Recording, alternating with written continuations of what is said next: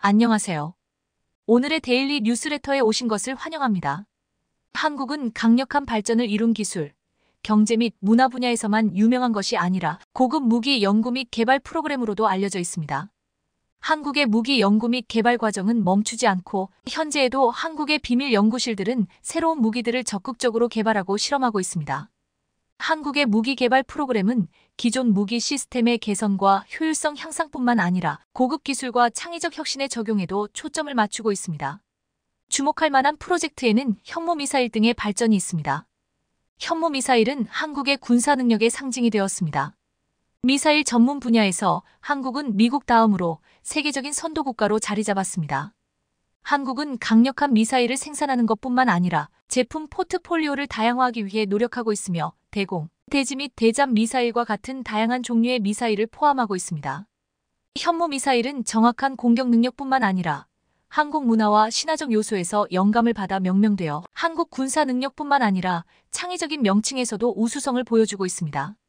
한국은 무기에 이름을 붙이는 것을 통해 자신의 능력을 표현하고 문화유산을 반영합니다. 대표적인 미사일명으로는 청룡 및 블루샤크, 레드샤크 등이 있으며 이는 고급 기술과 전통을 결합한 것을 보여줍니다. 한국의 명칭 관행은 단순히 무기의 이름을 지정하는 것뿐만 아니라 존경과 민족 자부심을 나타내며 오랜 전통과 문화를 반영합니다. 이러한 접근 방식의 뛰어난 예는 현무미사일입니다. 한국어로 현무는 동양 신화에서 4가지 신성한 생물 중 하나로 북쪽을 상징하는 것으로 겨울, 검은색 및 물의 요소입니다. 한국 문화에서 현무는 힘, 인내와 보호 능력의 상징입니다. 현무 미사일의 명칭은 이러한 의미를 담고 있으며 이 미사일이 최고의 강력함과 나라를 보호할 수 있는 능력뿐만 아니라 성스러움, 행운 및 보호를 가져다 주기를 바랍니다. 현무 미사일은 선진 무기 재고의 일부뿐만 아니라 국가의 자부심과 현대기술과 전통의 조화를 상징합니다. 이렇게 깊은 의미를 갖는 이름을 선택하는 것은 생활의 모든 측면에서 문화 가치를 존중하고 존경한다는 것을 보여줍니다. 심지어 무기의 발전에도 그렇습니다. 현무 외에도 한국은 다른 무기에도 문화적, 전통적 요소를 기반으로 명명합니다. 동물 종류나 자연 요소와 같은 것들을 무기의 특성과 용도를 반영하기 위해 사용합니다. 이것은 민족 자부심을 강화할 뿐만 아니라 공통된 문화적 이야기와 상징을 통해 군대와 국민 사이에 강력한 유대를 형성합니다.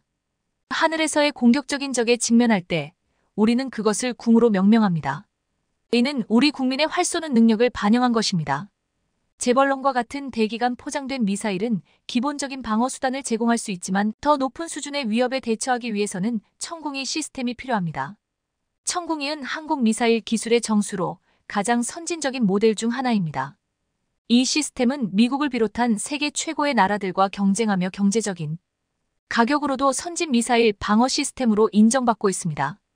천궁이 미사일 방어 시스템 또는 천당으로도 불리는 시스템은 한국 국방 분야에서 가장 주목할 만한 성과 중 하나입니다. 대기간 포장된 미사일과 전투기와 같은 공중 위협을 차단하기 위해 개발된 이 시스템은 한국의 군사기술의 비약적 발전을 상징합니다. 천궁은 원거리 및 단거리 목표를 정확하게 맞출 수 있는 능력을 갖추고 있습니다. 이 시스템의 사거리는 약 40km에 달하며 공간에서의 위협에 대한 견고한 방어 수준을 제공합니다. 특히 천궁 시스템 내의 미사일은 발사 시 속도가 매우 빠르며 목표에 도달할 때의 비행 속도는 마크 4.5로 약 500km/시에 달합니다. 이것은 현재까지 시행된 모든 시험에서 100%의 명중률을 자랑하는 고급 미사일입니다. 뿐만 아니라 천궁이 시스템은 원격에서 대상을 감지하고 추적할 수 있는 현대적인 레이더로 장착되어 있으며 다른 방어 시스템과 정보를 공유하고 연결하여 대한민국의 종합방어 능력을 향상시킵니다. 천궁이가 충분히 배치되면 그것은 매우 강력한 방어 시스템이 되어 거의 모든 중국의 공격이나 더 위험한 북한으로부터의 공격을 차단할 수 있을 것입니다. 그러나 현재 한국 외에도 세계의 국가들 중 이러한 방어 체계에 대한 필요성을 매우 느끼고 있는 나라가 있는데 그것은 빈살만의 사우디아라비아입니다. 중동의 충돌, 현재 세계에서 가장 심각한 인도적 위기 중 하나는 깊은 정치적 분열에서 비롯된 복잡한 무장 충돌로 발전되었습니다. 후티 반군의 등장은 이 전쟁의 주요 요소 중 하나입니다. 후티 3위 차이 지하디파 아랍계 순교자는 이전에는 예멘 북부 지역을 크게 통제하고 그 후에 산하를 포위하여 2014년에 이 도시를 점령했습니다. 이러한 활동의 지역 안보에 대한 영향은 매우 크며 지역 안정성을 해치고 국제 무역 활동, 특히 중요한 석유 수로를 통한 글로벌 무역 활동에 대한 안보 위협을 초래합니다. 이러한 지속적인 공격은 평화적인 해결책을 도출하는 것이 얼마나 어려운지를 보여주며 각 당사자가 각자의 목표와 동맹을 가지고 있음을 보여줍니다.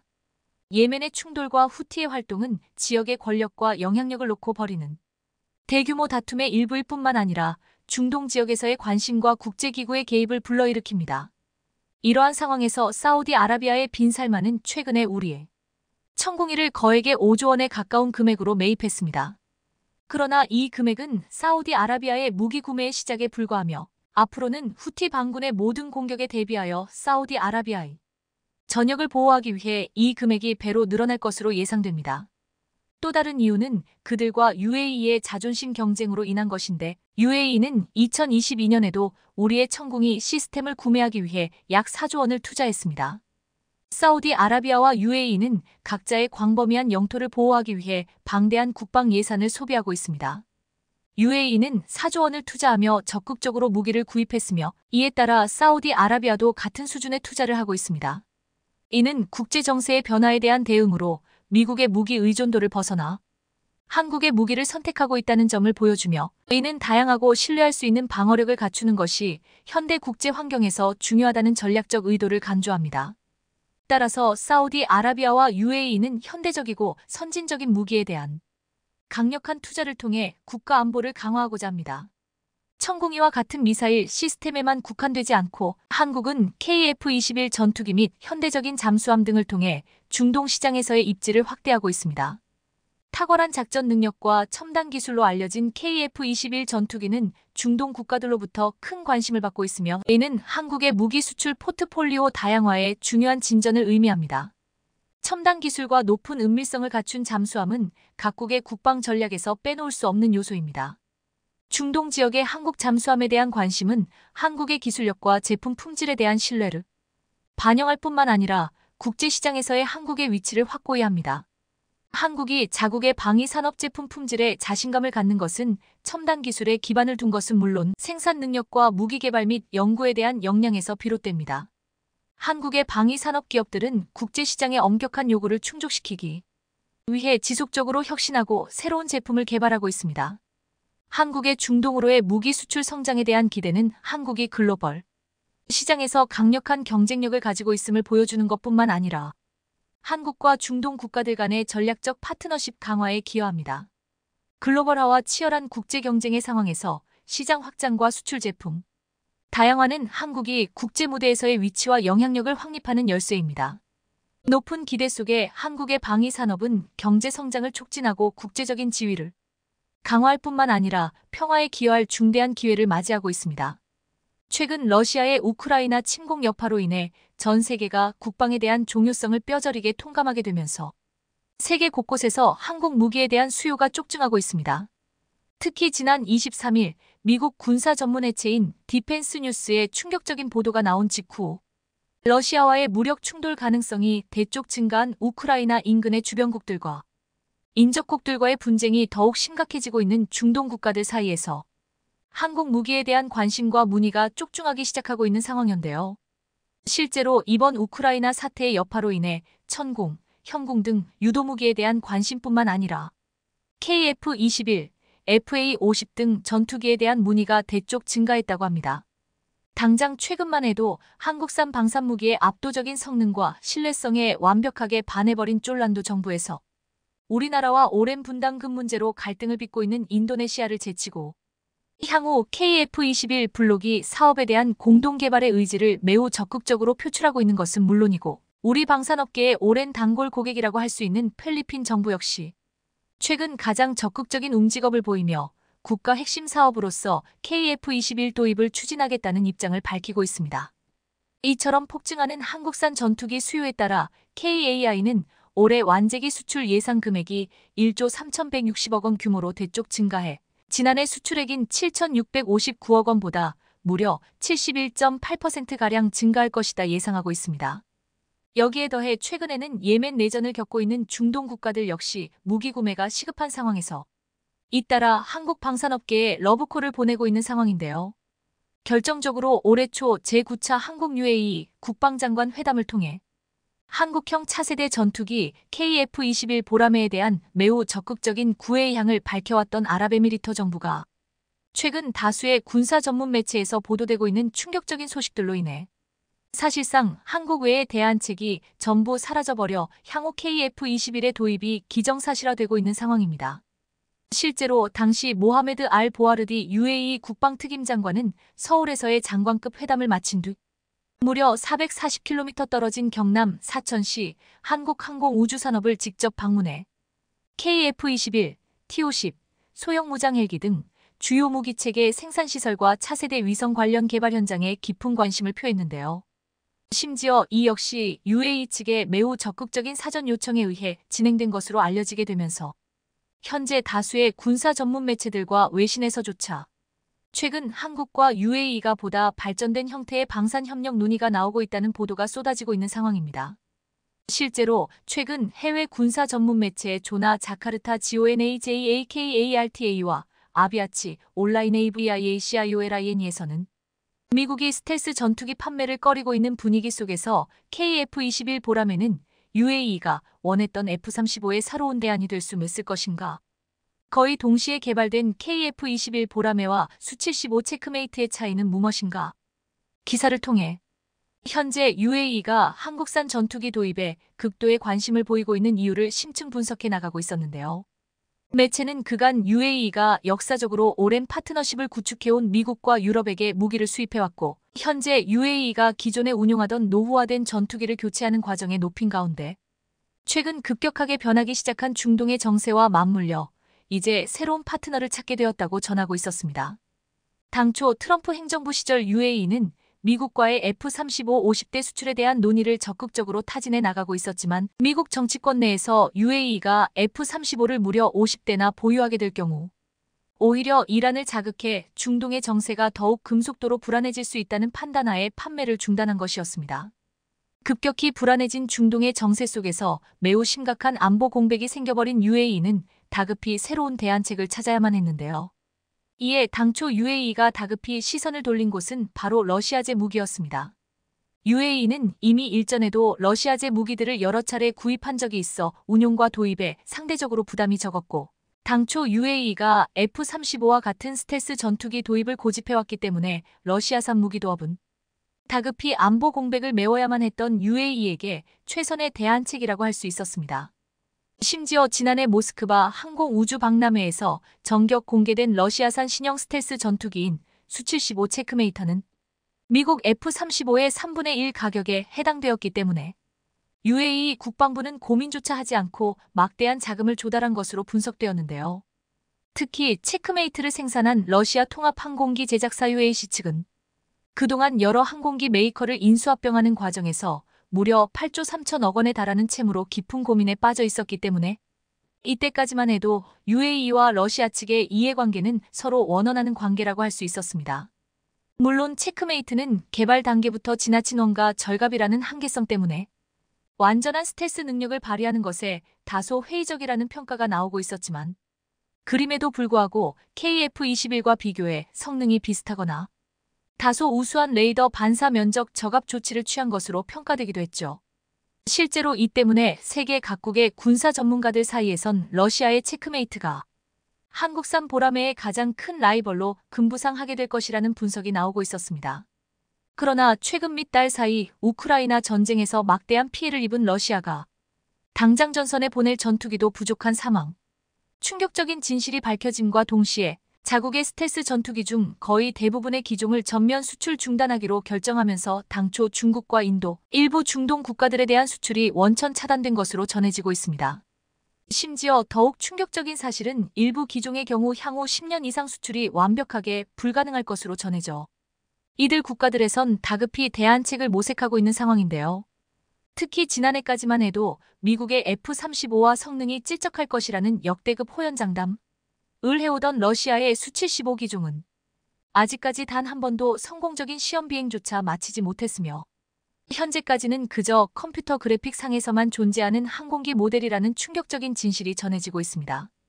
엎친 데 덮친 격으로 대표적인 러시아의 수출용 전투기로 계획된 수-57과 수-75 두 기종 모두 앞으로 최소 10년간 대외 수출이 아예 불가능할 것이라고 디켄스 뉴스는 분석했는데요.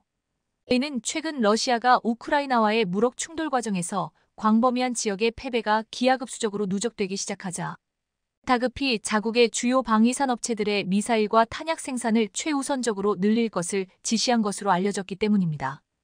이에 따라 필연적으로 러시아군의 향후 전투기 생산량은 급감하게 될 수밖에 없는 상황이며 심지어 무려 1년 가까이 지속된 서방 측의 테러 제재로 인해 전투기 생산에 필수적인 반도체와 주요 항공기 부품이 매우 부족해져 항공기 생산에 필요한 핵심 공작기계의 가동이 대부분 중지된 상태인 것이죠.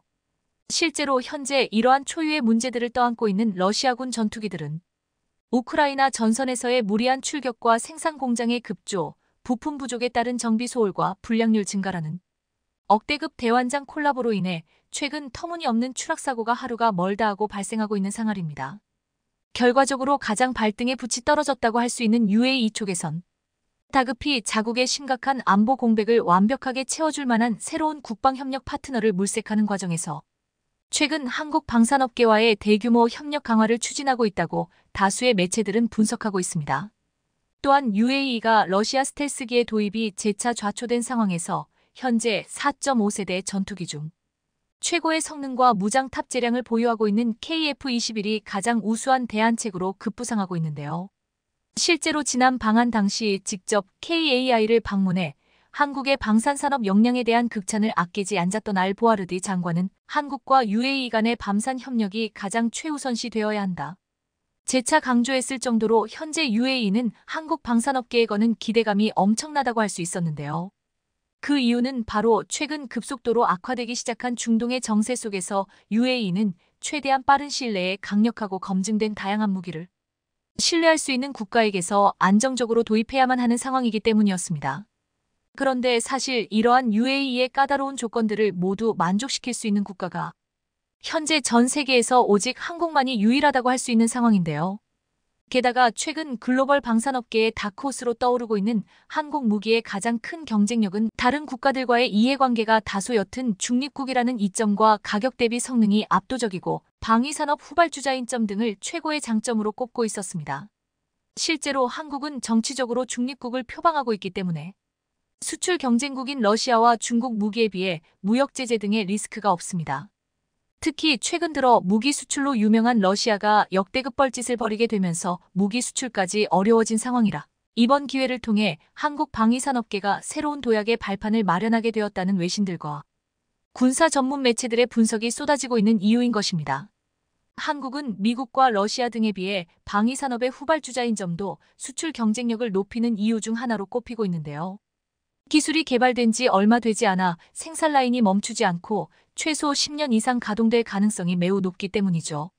실제 FA50과 T50 같은 경우에도 경쟁국의 기종과 달리 현재 생산 라인이 매우 활발하게 가동되고 있고 2032년까지 120대 실전 배치를 목표로 두고 있는 KF-21의 생산 라인은 말할 것도 없는 상황입니다.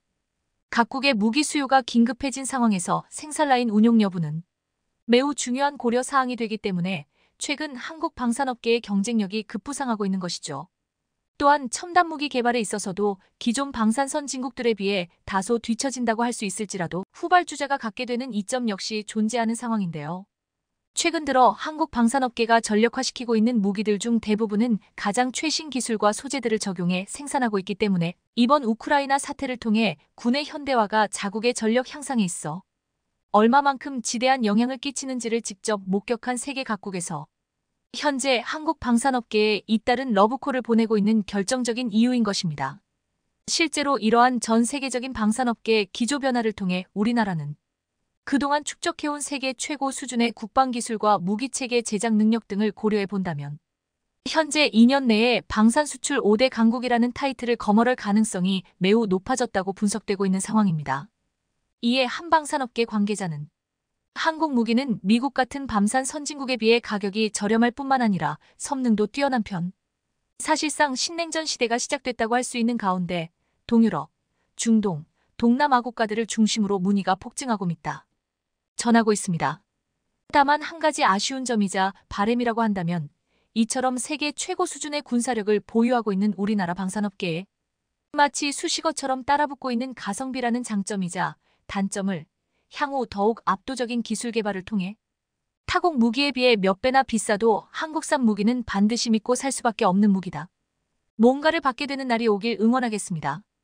이번 공개된 사천 에어쇼 2023에서 KF-21 기술자와 인터뷰 진행한 음악님과 KF-21 관련 인터뷰 내용에 대해서 분석하면서 놀라운 사실을 발견했습니다.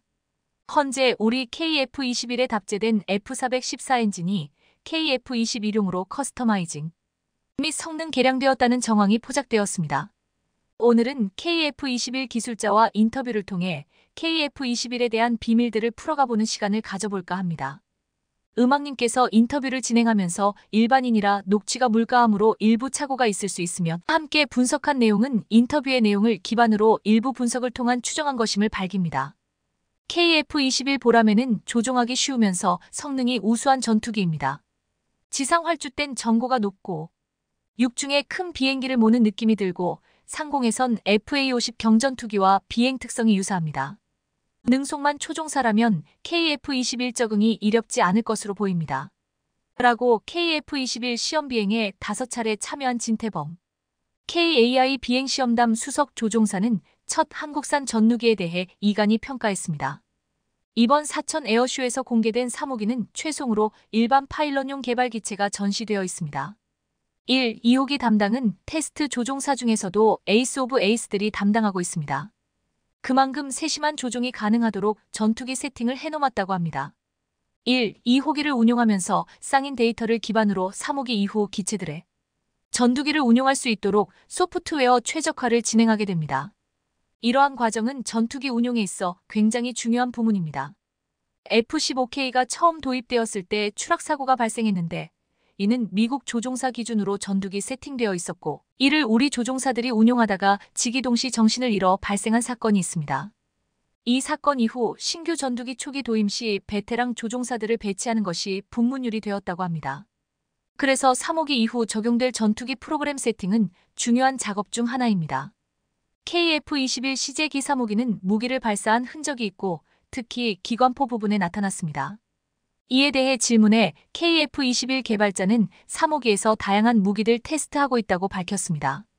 이미 LIG의 전자선 장비들은 KF-21 내부에 내장되어 가고 있고 본격적인 전자전 관련 테스트도 준비 중이랍니다.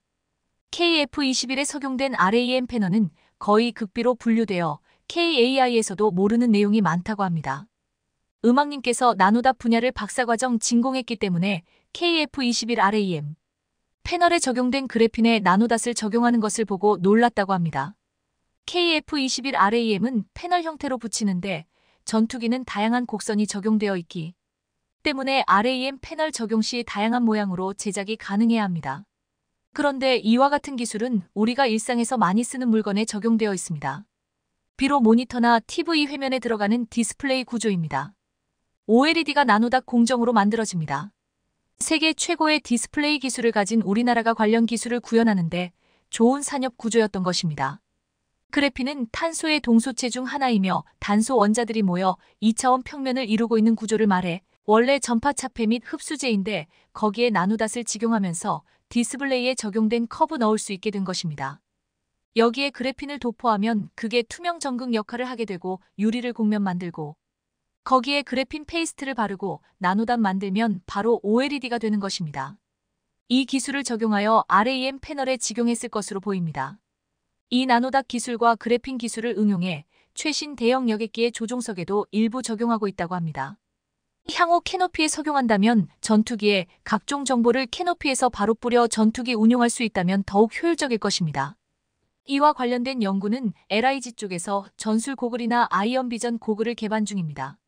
총을 겨누면 십자선이 고글에 보이는 랜드워리어 시스템으로 미군도 이 기능을 구현을 시도하다가 포기했던 고난이도의 기술입니다. 이러한 고글을 레드백과 같은 장갑차에 연동시켜서 탑습 보병에게 외무 영상 정보를 공유해주면 전장의 미확인 지역 WARF 오직이 사라지게 됩니다. 병사, 전차, 드론 등등 데이터가 하나로 통합할 수 있어 우리 군이 추구하는 아미타이거 4.0 체계에 부합한 것입니다. KF-21에 사용되는 F414 엔진은 기존 슈퍼호넷에 사용되는 F414 엔진과 비교해서 노즐 부분에서 다른 점이 보입니다. KF-21은 매끄럽게 이어져 있고 슈퍼호넷은 덮고 있는 느낌으로 KF-21에 비해 짧아 보입니다. 이 부분이 호넷과 같다면 가릴 이유가 없을 것인데 이에 대해 KF-21 개발자의 질문하니 씩 웃으시더니 전용 설계라 다르다라고 밝혔습니다. 타일 모양은 방열 타일 같은 그것과 노즐 길이 제외하고는 아무것도 보이지 않으니 이에 대해 궁금증이 커졌습니다. 슈퍼호넷 대비에노 인테이크부터 노즐 길이가 길어 보이는데 엔진 제작 시 인테이크부터 블레이드 길이는 다르게 못 만듭니다. 인테이크 블레이드 길이를 길게 만들면 진공이 걸려서 출력 감소 혹은 기동 시 엔진 출력 저하가 발생하게 됩니다. 반대로 이 길이가 짧으면 스텔스 성능 감소되기도 하고 충분히 정돈되지 않은 기류가 돌입하면서 연비가 엉망이 되게 됩니다. F414 엔진을 개량한다면 결국 인테이크 블레이드는 그대로 만들고 노즐 쪽에 식는 개량이 가능합니다. F414 엔진 코어 설계 변경 없이 성능 개량 시 엔진 전체 길이 F100금은 4.9M이고 F414 400호넷용이 3.9M, 노즐부가 길수록 효율이 좋아집니다. F135 엔진도 노즐을 긴게 설계해서 높은 출력 및 효율을 이끌어냈습니다. 그래서 KF-21 엔진 뒷부분 사진과 KF-21의 F414 엔진 장착 사진 그리고 비슷한 각도의 F18 슈퍼호넷에 장착된 엔진 사진을 비교해 본 결과 KF-21용 F414 엔진이 노즐부가 더 긴 것으로 추정됩니다. 엔진 노즐이 길어지면 그만큼 추력 증가와 열차폐에 유리해지며 그만큼 IR 저감에도 유리하게 됩니다. 또한 외부 노즐은 내부 가동부를 보호용인데 엔진의 열이 열화되어 보통 색이 바뀌게 됩니다. 도료가 열화하면서 새까만 게 바뀌든가 아니면 밝은 회색 톤으로 바뀌게 됩니다. 그러나 KF-21 1호기의 엔진의 외부 노즐 부분을 보면 검은색을 유지하고 있습니다. 이 부분은 F18 슈퍼호넷과도 다른 색이며 신소 제혹은 새로운 코팅 기술이 반영된 것을 추정할 수 있습니다.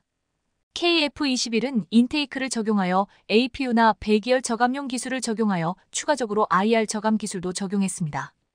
KF-21 개발자는 엔진 사이의 공간도 IR 스텔스 관련 설계가 적용되었다고 밝혔습니다. 최소한 KF-21에 적용된 F414 엔진은 노즐 부문에 대한 성능 개선을 통해 IR 성능을 개선한 것으로 보이며 분석대로 노즐 부분이 길어졌다면 추력 증가까지 기대할 수 있습니다. F414EP 엔진이나 F414EE 엔진이 엔진 코어 변경을 통해 10% 이상 성능 개선을 했지만 노즐 부분의 부분적인 성능 개량을 했기 때문에 2에서 3% 정도 제한적인 성능 개선도 기대할 수 있다는 것이 개인적인 의견입니다. 음악님께서는 더 높은 성능이 개선되었을 것이라는 의견을 주셨습니다. KF-21은 알려진 것보다 더 많은 부문에서 5세대 전투기로 진화할 수 있는 기술들을 개발 적용하고 있습니다. KF-21의 성공적인 개발을 응원합니다.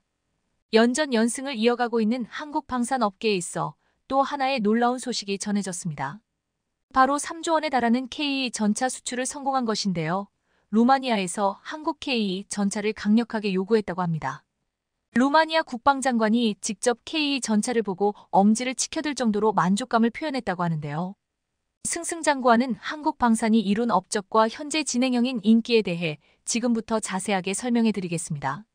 성황리에 행사를 마친 대한민국방위산업 전 DX KOREA 그 어느 때보다도 화려한 개막식은 물론이고 국내외를 막론하고 한국 무기에 대해 관심이 높은 가운데 전 세계 군사 관계자들의 눈이 한국으로 집중했습니다.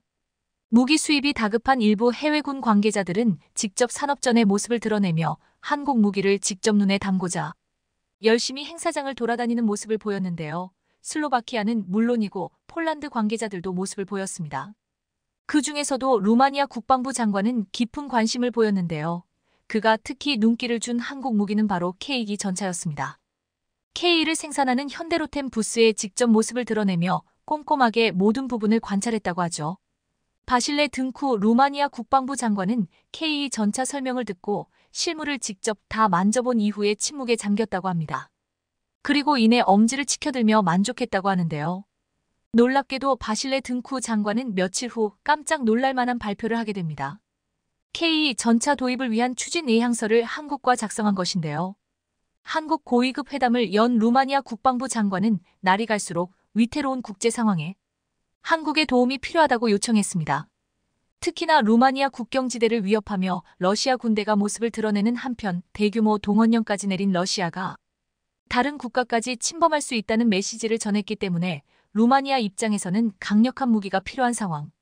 그런 와중에 역국가인 폴란드가 한국 무기를 급하게 구매하면서 루마니아는 한국 무기 도입을 진지하게 고려했습니다. 그는 강력한 한국 무기만 있으면 러시아를 물리칠 수 있다고 생각했죠. 약 3조 원에 달하는 방산 무기 계약에 대해 적극적으로 나선 루마니아는 K 전차 외에도 K9 자주포에 대해서 관심을 보였다고 하는데요. 되도록이면 한국 무기 패키지 딜을 하고 싶다는 의사를 보이며 폴란드와 비슷한 형태로 계약이 진행 중인 것이 알려졌습니다. 한국 무기에 대한 대단한 신뢰를 보인 것이라 할 수 있는데요. 여러 가지 요소가 있지만 패키지 딜을 통해 다수의 무기를 싼 값에 빠르게 수입할 수 있다는 장점이 루마니아 입장에서 계약을 서두른 이유라 할 수 있는데요. 게다가 인접 국가인 폴란드와 슬로바키아 역시 한국 무기 수입을 원하며 향후 부품 수입과 기술 이전 논의가 진행될 경우 이들 국가와 협력해 부품 수급 및 정비에 있어 규모의 경제를 누릴 수 있다는 점 역시 주요했다는 분석도 나오는데요. 폴란드로 시작된 방산 협력이 도미노 효과를 일으켜 주변 국가에도 퍼지면서 다른 국가 무기를 구입하는 것보다 한국 무기를 구입하는 것이 더 이득이라는 결론이 나온 것입니다. 현지 생산 공장 및 협력에 있어서 같은 무기 체계를 공유하는 국가들일 경우 부지 선정에 있어서 여러 곳을 염두하고 공장 설립을 추진할 수 있기에 한국 방산 기업들 입장에서도 더욱 유리한 조건이 아닐 수 없습니다. 이웃 국가인 독일 레오파르트 전차 도입을 생각해도 됐지만 루마니아 입장에서 한국 무기를 선택한 것은 바로 빠른 생산에 있는데요. 현재 동원령을 내리며 빠른 수의 군인 확충을 목표로 한 러시아가 무슨 짓을 저지를 수 있을지 모르기 때문에 루마니아 입장에서는 전차 수입을 마냥 기다릴 수 없는 상황입니다. 그렇기에 가성비 면에서 전 세계 최고를 자랑하고 납기일 완벽 준수와 기술 이전에 있어 완벽한 이전을 자랑하는 대한민국 무기를 루마니아 입장에서는 거부할 이유가 없던 것이죠. 하지만 모든 조건이 완벽해 보인 K 전차 도입에 있어 루마니아는 상당한 고민을 해야 했다고 합니다. 특히 기존 전차들이 소련제라는 점이 큰 고민이었다고 하죠.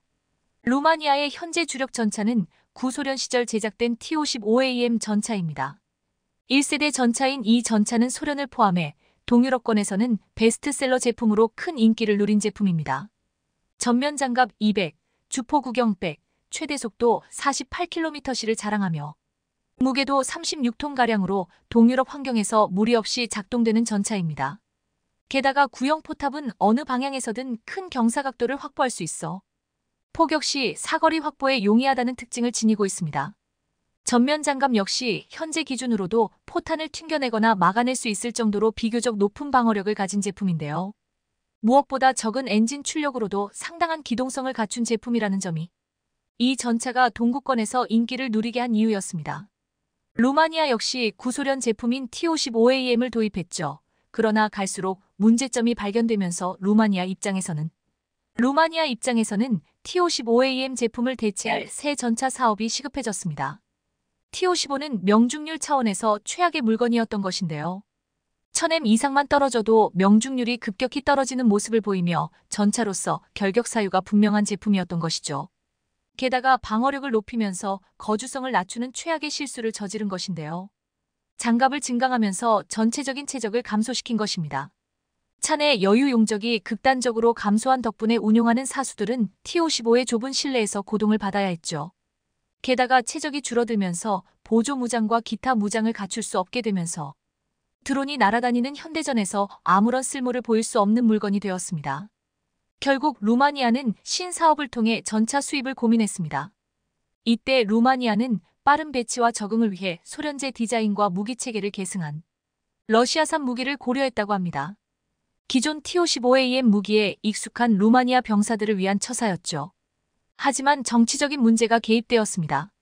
러시아와 루마니아는 오랜 앙금을 지닌 국가로 루마니아 입장에서는 러시아 무기를 받는 것은 적의 무기를 수입하는 것이기에 탐탁치 않아 했습니다.